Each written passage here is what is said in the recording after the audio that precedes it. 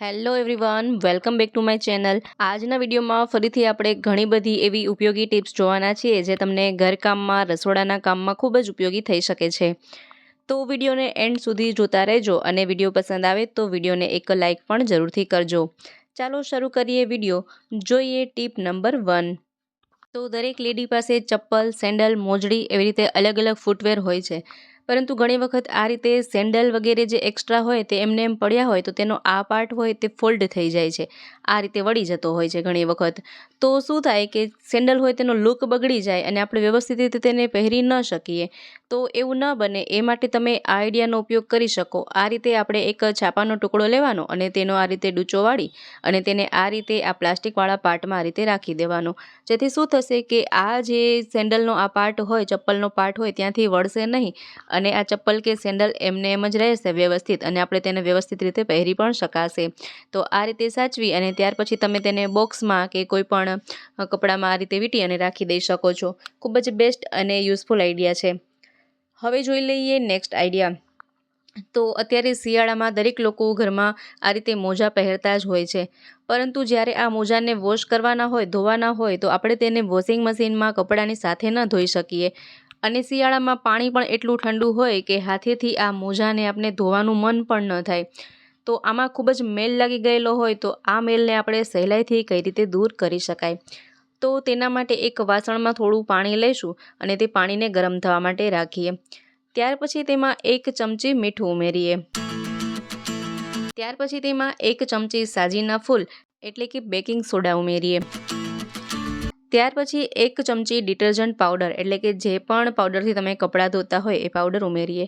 હવે આ ત્રણેય વસ્તુઓને પાણીમાં સારી રીતે મિક્સ કરી લઈએ અને પાણીને થોડું વધારે ગરમ થવા માટે રાખી દઈએ. તો અહીં થોડી વારમાં પાણી સરસ ગરમ થઈ ગયેલું છે. ત્યાર પછી તેને કોઈ એક ટબમાં કાઢી લઈએ. ત્યાર પછી જે પણ મેલા જેટલા મોજા છે તે બધા જ મોજાને આ પાણીમાં આપણે ડુબાડી અને રાખી દેવાના છે. અડધા કલાક માટે આ મોજાને આમને આમ રહેવા દઈશું. મેં અહીં 2 જોડી મોજા લીધેલા છે. તમારા પાસે જેટલા પણ મોજા હોય તેટલા મોજાને તમે આ રીતે પલાળી શકો છો. તો અડધા કલાક પછી જુઓ આ પાણી ઠંડુ થઈ ગયું છે અને આપણે જોઈ લઈએ કે મોજામાં જેટલો પણ મેલ હતો તે બધો જ પાણીમાં નીકળી ગયો છે. અને મોજાને હવે આપણે બ્રશથી ઘસવાની જરૂર નથી કે સાબુ લગાવવાની જરૂર નથી. આ રીતે ફક્ત હાથેથી થોડું મસળી લઈએ તો જેટલો પણ મેલ છે બધો જ જતો રહે છે. જુઓ તમે જોઈ શકો છો કે મોજા એકદમ ક્લીન થઈ ગયા છે. આમાં જેટલો પણ ગંદો જામેલો મેલ હતો તરત જ નીકળી ગયો છે. તો તમે આ રીતે કેટલા પણ મોજા હોય તેને સહેલાઈથી ધોઈ શકો છો. શિયાળામાં ખાસ આ ટ્રીક અજમાવવા જેવી છે કે પાણી પણ ઠંડુ ન લાગે અને સહેલાઈથી આપણે ગમે તેટલા ગંદા મોજા હોય તેને ધોઈ શકીએ. જુઓ અહીં આપણે પહેલાં ફીણ કાઢી નાખીએ તો તમે જોઈ શકો કે કેટલો બધો મેલ છે આ પાણીમાં જ નીકળી ગયો છે. તો ત્યાર પછી આ પાણી ઢોળી નાખીએ અને ફરીથી એક તાજું પાણી લઈ લઈએ અને આ મોજાને ફક્ત આ રીતે ચોખ્ખા પાણીમાં જ ડુબાડી અને આ રીતે આપણે ધોઈ નાખીએ તો સરસ રીતે મોજા સાફ થઈ જાય છે, ધોવાઈ જાય છે, મેલ દૂર થઈ જાય છે. તો આ પણ એક ખૂબ જ બેસ્ટ અને યુઝફુલ આઈડિયા છે. ત્યાર પછી જોઈએ નેક્સ્ટ આઈડિયા. તો શિયાળામાં જે આ રીતના જાડા અને ગરમ જે જેકેટ હોય તેને આપણે વારંવાર ધોઈ ન શકીએ અને જો આપણે ઘડી ધોઈએ તો આ જલ્દીથી સુકાય પણ નહીં અને શિયાળામાં એટલો તડકો પણ ન હોય કે આ ફટાફટ સુકાઈ શકે. તો આને આપણે વારંવાર ન ધોઈ શકીએ છતાં તેમાંથી જો આપણે મેલ દૂર કરવો હોય કે તેમાં ધૂળ વગેરે લાગી હોય તો તેના માટે તમે આ આઈડિયાનો ઉપયોગ કરી શકો. તો જેકેટનો આટલો જે પાર્ટ છે તેને આ રીતે કોઈ પણ દોરીથી અથવા તો રબરથી બાંધી લઈએ. મેં અહીં મોજામાંથી જે સ્ટ્રીપ પટ્ટી કટ કરેલી હતી તેનો ઉપયોગ કર્યો છે. તેનાથી આ રીતે જેકેટના સ્વેટરનો મોઢાનો પાર્ટ બાંધી દીધેલો છે. ત્યાર પછી આપણે એક હેર ડ્રાયર લઈશું. આ રીતે હેર ડ્રાયરથી આ રીતે તેમાં આપણે હવા ભરતા જઈએ અને આ રીતે આ જે જેકેટ છે તે આ રીતે ફૂલાશે તો તેમાં હવા ભરાશે. ત્યાર પછી આ રીતે વેલણથી આપણે થોડું થપથપાવીએ ને તો તેમાં જેટલી પણ ધૂળ હશે, રજકણ હશે તરત જ નીકળી જશે. જે પણ સ્વેટરમાં જે પણ ધૂળ વગેરે છે તરત જ નીકળી જાય છે અને એકદમ સાફ થઈ જાય છે. તો આ રીતે જે જાડા સ્વેટર હોય, જેકેટ હોય કે જર્સી વગેરે હોય તો તેને વારંવાર ધોઈ ન શકીએ તો તમે આ રીતે પણ તેને ક્લીન કરી શકો છો. સરસ ક્લીન થઈ જાય છે. અને આ હેર ડ્રાયરની હવા ગરમ હોય તો આ જર્સી જેકેટ કે સ્વેટર હોય તે એકદમ ગરમ પણ થઈ જાય છે. તો આ પણ ખૂબ જ યુઝફુલ એવો આઈડિયા છે. તો આ રીતે જરૂરથી શિયાળામાં તમે જેકેટ, જર્સી કે સ્વેટરને સાફ કરી શકો છો. ચાલો હવે જોઈ લઈએ નેક્સ્ટ આઈડિયા.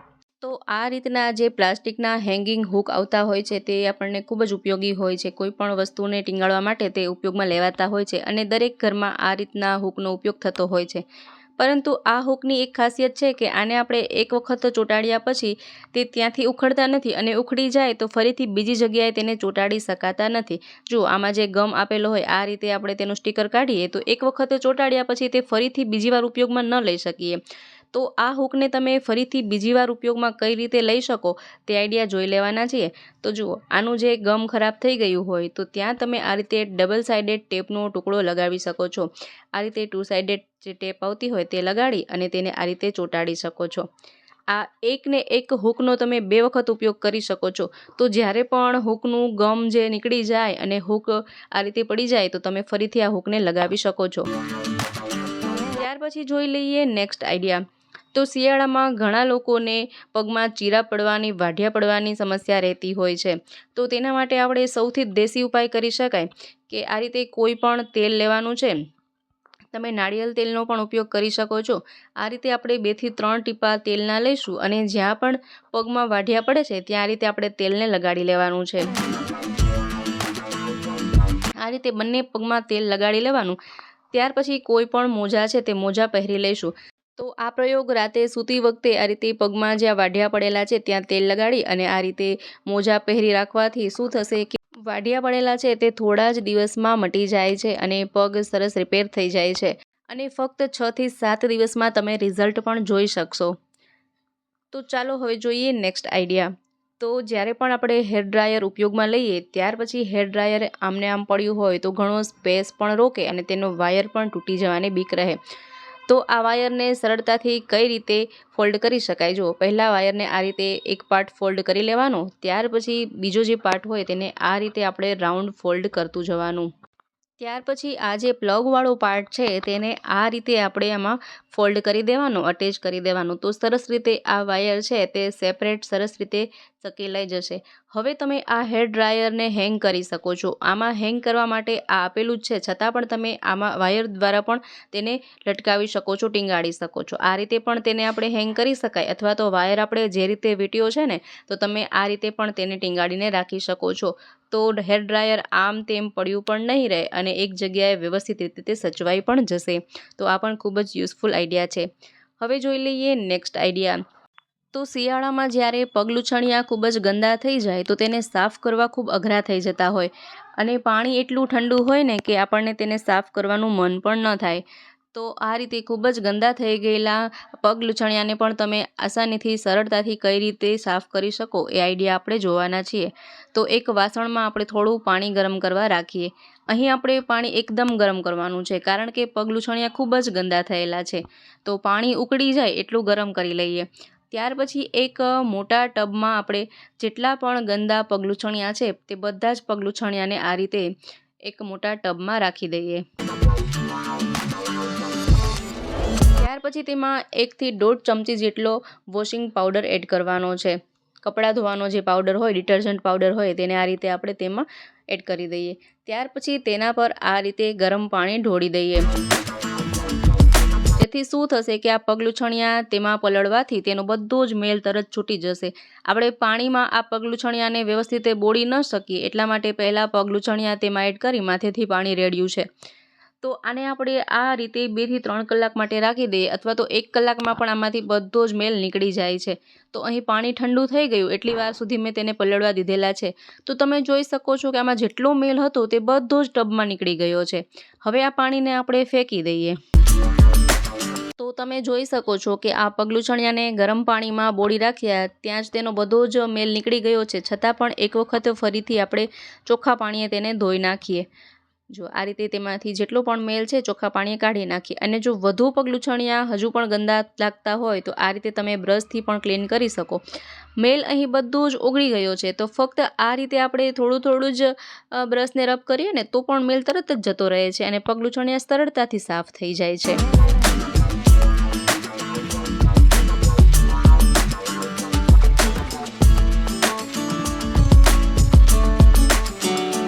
અહીં બધા જ પગલૂછણિયા ખૂબ જ સરળતાથી સાફ થઈ ગયા છે. ત્યાર પછી ટબ પર આ રીતે તેને રાખી દઈએ, જેથી કે બધું જ પાણી તેમાંથી નીતરી જાય. જુઓ કેટલા ક્લીન થઈ ગયેલા છે, અને ખૂબ જ ઓછા સમયમાં અને સરળતાથી. ત્યાર પછી તેને તડકે સૂકવી દઈએ. તો કેટલા સરસ અને એકદમ ઇઝી રીતથી અહીં પગલૂછણિયા ક્લીન થઈ ગયેલા છે. આઈ હોપ કે આઈડિયા પણ તમને ગમ્યો હશે. હવે જોઈ લઈએ નેક્સ્ટ આઈડિયા.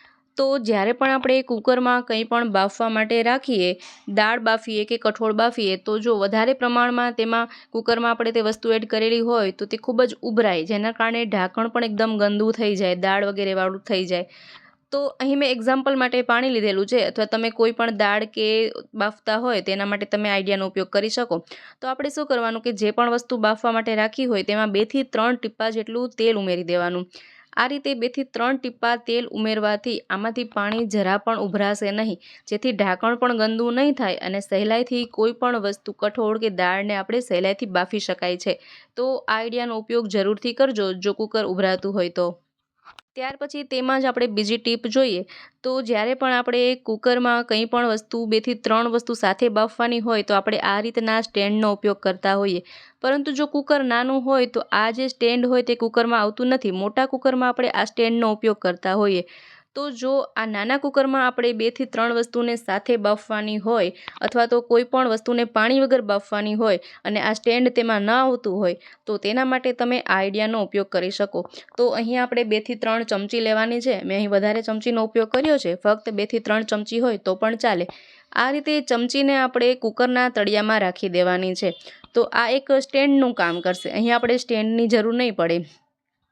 તો આ રીતે કુકરમાં 2 થી 3 ચમચી રાખ્યા પછી જે પણ વસ્તુ હવે બાફવાની છે તે ખાનાને આપણે આ કુકર પર ગોઠવી દેવાના છે. અત્યારે બધા જ લોકો દાળ, શાક અને ભાત એક જ કુકરમાં બનાવતા હોય છે. તો આ રીતે સ્ટેન્ડ રાખી અલગ અલગ ખાના ગોઠવી અને બાફતા હોય. તો જો સ્ટેન્ડ ન હોય અને કુકર નાનું હોય તો આ રીતે ચમચી રાખી અને તે સ્ટેન્ડ તરીકે તેનો યુઝ કરી શકો છો, અને એકસાથે 2 થી 3 વસ્તુને એક જ કુકરમાં બાફી શકો છો. આ પણ ખૂબ જ યુઝફુલ આઈડિયા છે. તો જ્યારે પણ સ્ટેન્ડ મળતું ન હોય, હાજર ન હોય, અથવા તો નાના કુકરમાં સ્ટેન્ડ આવતું ન હોય, તો તમે આ રીતે ચમચીનો ઉપયોગ કરી શકો છો. કોઈ પણ વસ્તુને સરળતાથી બાફી શકો છો. હવે જોઈ લઈએ નેક્સ્ટ આઈડિયા. તો આપણે જ્યારે પણ કુકર સાફ કરીએ, ધોવા માટે કાઢીએ, તો તેના ઢાંકણમાંથી આ રીતે રીંગને કાઢીને જ કુકરનું ઢાંકણ સાફ કરતા હોઈએ છીએ. તો શું થાય કે અવારનવાર દરરોજ આ રીંગને ઢાંકણમાંથી કાઢીએ, ફરીથી તેમાં રાખીએ, તો આ રીંગ લૂઝ થઈ જાય, જેને કારણે ઘણી વખત કુકરમાંથી હવા નીકળતી હોય છે, ઢાંકણમાંથી વિસલમાંથી હવા ચાલી જાય. એવું બને તો શું કરવાનું કે આ જે રીંગ છે તેને 1 કલાક માટે ફ્રીઝરમાં રાખી દેવાની. ફ્રીઝરમાં એકદમ કૂલ થઈ જશે, એકદમ ઠંડી થઈ જશે, તો આ જે રીંગ છે તે થોડી સંકોચાઈ જશે, અને ત્યાર પછી ઢાંકણમાં આપણે તેને ફિટ કરીશું તો વ્યવસ્થિત રીતે સરખી ફિટ થઈ જશે, અને આ ઢાંકણમાંથી ક્યારેય હવા પણ નહીં નીકળે. તો કોઈ પણ રીતના કુકર હોય તેમાં રીંગ હોય તો તેનો તમે આ રીતે ઉપાય કરી શકો છો. જો કુકરના ઢાંકણમાંથી રીંગ જો લૂઝ થઈ ગઈ હોય અને હવા જાતી હોય તો તમે આ રીતે તેને ફ્રીઝરમાં રાખી ફરીથી તેને ઉપયોગમાં લઈ શકો છો. હવે જોઈએ તેમાં જ એક બીજી ટીપ. તો ઘણી વખત કુકરમાં કઠોળ વગેરે બાફીએ તો કુકર કાળું પડી જાય, અથવા તો ઘણી વસ્તુઓમાં આપણે હળદર નાખી અને બાફતા હોઈએ તો કુકર એકદમ પીળું થઈ જાય. અહીં આ કુકરમાં આજુબાજુમાં બધે પીળાશ લાગી ગયેલી છે, તો તેને તમે આ રીતે સાફ કરી શકો. કુકરમાં થોડું પાણી ભરી લેવાનું. ત્યાર પછી આપણે અહીં 1 ચમચી લીંબુના ફૂલ ઉમેરીશું. અહીં આપણે સાજીના ફૂલ નથી લીધેલા, લીંબુના ફૂલ લીધેલા છે. 1 ચમચી લીંબુના ફૂલ ઉમેરી દઈએ. ત્યાર પછી અહીં 3 થી 4 વિસલ કરી લઈએ. અહીં તમે લીંબુના ફૂલને બદલે તમે અહીં વિનેગરનો ઉપયોગ કરી શકો, અથવા તો લીંબુના ટુકડાનો પણ ઉપયોગ કરી શકો. ટૂંકમાં કે કોઈ પણ ખાટી વસ્તુ એટલે કે સાઇટ્રિક એસિડનો ઉપયોગ કરવાનો છે.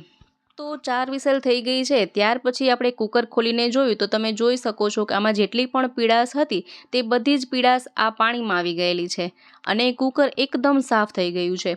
તો આ રીતે અઠવાડિયે એક વખત અથવા તો 15 દિવસે એક વખત કુકરને સાફ કરવું જોઈએ. હવે આ ગરમ પાણી છે તેને એક વાસણમાં કાઢી લઈએ. ડાયરેક્ટલી આપણે તેને સિંકમાં નહીં નાખીએ, કારણ કે સિંકમાં જો નાની મોટી જીવાત હોય તો તે મરી જાય. તે માટે આપણે તેને એક વાસણમાં કાઢી લઈએ. હવે આ કુકરને સાદા પાણીથી સાફ કરીને જોઈ લઈએ તો તમે જોઈ શકો કે આમાં જેટલી પણ પીળાશ હતી તરત જ નીકળી ગઈ છે અને કુકર એકદમ સરસ ક્લીન થઈ ગયેલું છે. હવે જોઈએ નેક્સ્ટ આઈડિયા. તો જ્યારે પણ આપણા ઘરમાં આ રીતે સાવરણી જૂની થઈ જાય તો આપણે તેને ફેંકી દેતા હોઈએ છીએ. આ જૂની સાવરણીની સળીનો શું ઉપયોગ થઈ શકે એ આપણે આગળના વિડીયોમાં જોયું. હવે આ જે તેના રૂછા વધ્યા છે તેનો શું ઉપયોગ કરી શકાય એ હવે આજના વિડીયોમાં જોઈશું. તો અહીં જેટલા પણ રૂછા વધ્યા છે તેના આ રીતે 3 થી 4 પાર્ટ કરી લઈએ. થોડા થોડા આપણે આ રીતે રૂછા લઈએ અને તેને અલગ અલગ 3 થી 4 પાર્ટ કરી લેવાના છે. તો અહીં મેં 5 પાર્ટમાં તેને ડિવાઈડ કરી લીધેલા છે. હવે આપણે આ રૂછા થોડા થોડા લઈ અને તેમાં અલગ અલગ કલર કરવાના છે. બ્લેક, મરૂન, ગોલ્ડન, સિલ્વર, તમારી પસંદ પ્રમાણે તમે તેમાં કલર કરી શકો છો. અહીં આપણે પેઇન્ટિંગ કલરનો ઉપયોગ કર્યો છે. ત્યાર પછી આ રીતે તેમાં દોરો બાંધી લઈએ. તો બધા જ રૂછામાં અલગ અલગ કલર કરી લેવાનો છે.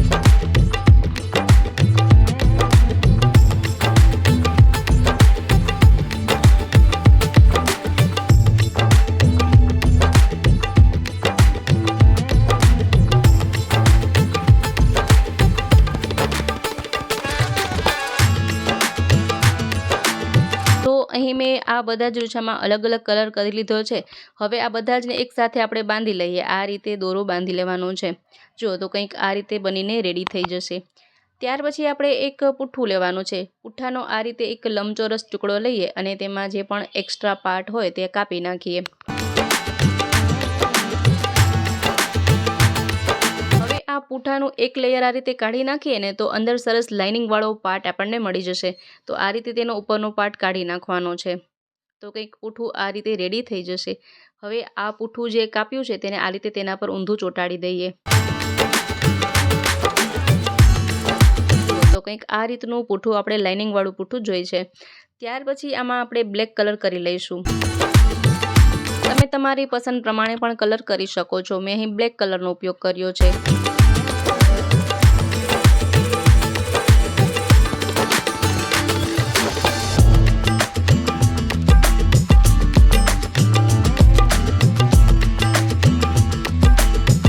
અહીં મેં આખા જ પુઠ્ઠામાં આ રીતે બ્લેક કલર કરી લીધેલો છે.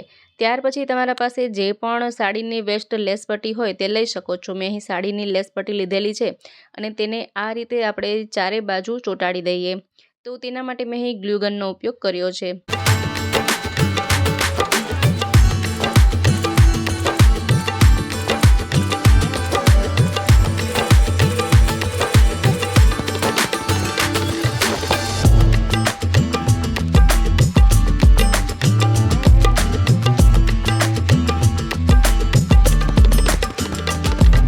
ત્યાર પછી આપણે જે આ કલર કરી અને રૂછા રેડી કર્યા છે તેને અહીં આ રીતે આપણે ચોંટાડવાના છે.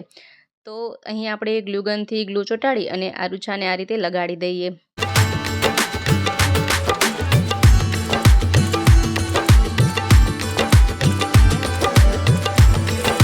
ત્યાર પછી મેં અહીં પ્લાસ્ટિકની નાની બોટલનો આટલો પાર્ટ કટ કરી લીધેલો છે.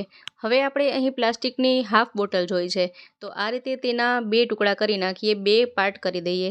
હવે એક પાર્ટનો આપણે ઉપયોગ કરવાનો છે. ત્યાર પછી મેં ફરીથી અહીં સાડીની લેસ પટ્ટીનો ઉપયોગ કર્યો છે. આ રીતે લેસ પટ્ટીને ચોંટાડી દઈએ.